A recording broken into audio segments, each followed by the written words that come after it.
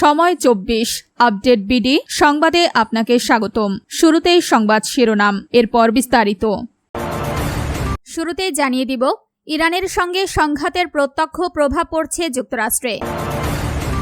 এরপর জানিয়ে দিব, হামাস অস্ত্র ছাড়লেও গাজায় থামেনি ইসরায়েলি নৃশংসতা।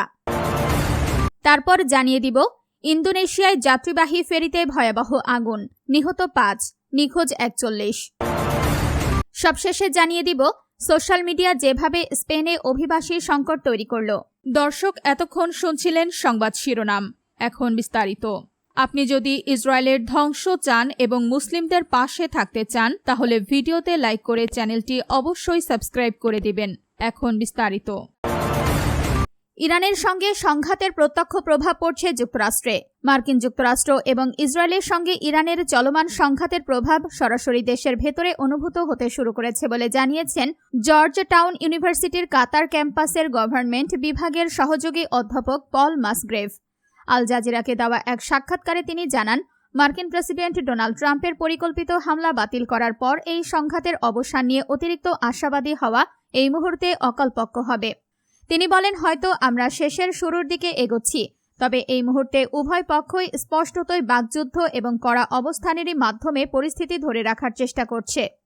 মাসগ্রেভ উল্লেখ করেন, মার্কিন প্রশাসন এখন এই সংঘাতের প্রত্যক্ষ পরিণতিগুলো দেখতে শুরু করেছে, যার মধ্যে রয়েছে পেট্রোল এবং এলএনজির ক্রমবর্ধমান দাম। হামাস অস্ত্র ছাড়লেও গাজায় থামেনি ইসরায়েলি নৃশংসতা। মার্কিন মধ্যস্থতায় হামাসের অস্ত্র সমর্পণ এবং দল ভেঙে দেওয়ার চুক্তির বিষয়ে ইসরায়েল সম্পূর্ণ অসন্তুষ্ট বলে জানিয়েছেন ইসরায়েলের সাবেক রাষ্ট্রদূত অলন পিনকাস। চুক্তি ঘোষণার পর গত 48 ঘণ্টায় গাজায় ইসরায়েলি হামলা আরও তীব্র হওয়া এবং মার্কিন প্রেসিডেন্ট ডোনাল্ড ট্রাম্পের শান্তি বোর্ডে ইসরায়েলের পক্ষ থেকে আনুষ্ঠানিকভাবে আপত্তি জানানোর মধ্য দিয়েই এই অসন্তুষ্টি স্পষ্ট হয়ে উঠেছে। সাবেক রাষ্ট্রদূত বলেন, বর্তমান পরিস্থিতিতে মার্কিন প্রেসিডেন্ট বলছেন, একটি চুক্তি হয়েছে, কিন্তু বাস্তবে কোনো কার্যকর চুক্তি হয়নি, ফলে এটি সফল হওয়ার বিষয়ে তিনি অত্যন্ত সন্দিহান। ইন্দোনেশিয়ায় যাত্রীবাহী ফেরিতে ভয়াবহ আগুন, নিহত 5, নিখোঁজ 41। ইন্দোনেশিয়ার মাদুরা দ্বীপের উপকূলে একটি যাত্রীবাহী ফেরিতে অগ্নিকাণ্ডের ঘটনায় অন্তত 5 জনের প্রাণহানি ঘটেছে। এছাড়া এ ঘটনায় এখনও নিখোঁজ রয়েছেন অন্তত 41 জন। রোববার 2 আগস্ট দেশটির তল্লাশি ও উদ্ধারকারী সংস্থা এক বিবৃতিতে এই তথ্য জানিয়েছে। উদ্ধারকারী সংস্থার দেওয়া তথ্য অনুযায়ী দুর্ঘটনার সময় ফেরিটিতে মোট 271 জন যাত্রী ও ক্রু ছিলেন। তাদের মধ্যে 225 জনকে নিরাপদে উদ্ধার করা সম্ভব হয়েছে। নিখোঁজদের সন্ধানে এখনও জোরালো তল্লাশি ও উদ্ধার অভিযান অব্যাহত রয়েছে বলে সংস্থাটি তাদের বিবৃতিতে উল্লেখ করেছে।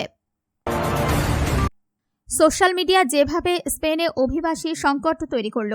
স্পেনের উত্তর আফ্রিকার ছিটমহল সেউটা উপকূলে হাজার হাজার অভিবাসীর আকস্মিক ঢল এবং সামাজিক যোগাযোগ মাধ্যমের গুজবকে কেন্দ্র করে ইউরোপীয় রাজনীতিতে তীব্র সংকট ও রাজনৈতিক ঝড় তৈরি হয়েছে।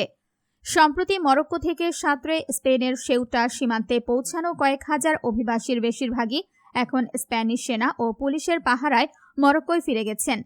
তবে এই আকস্মিক পদক্ষেপে সমুদ্রে ভেসে যাওয়া পরিত্যক্ত রাবার রিং এবং স্লিপারের পাশ থেকে অন্তত 72 জনের মরদেহ উদ্ধার করা হয়েছে।